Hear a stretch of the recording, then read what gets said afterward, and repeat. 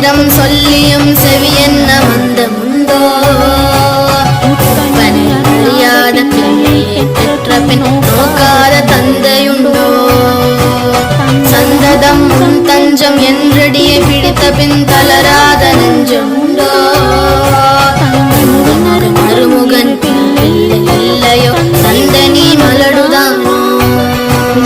விந்தையும் ஜாலமும் உன்னிடம் இருக்குதே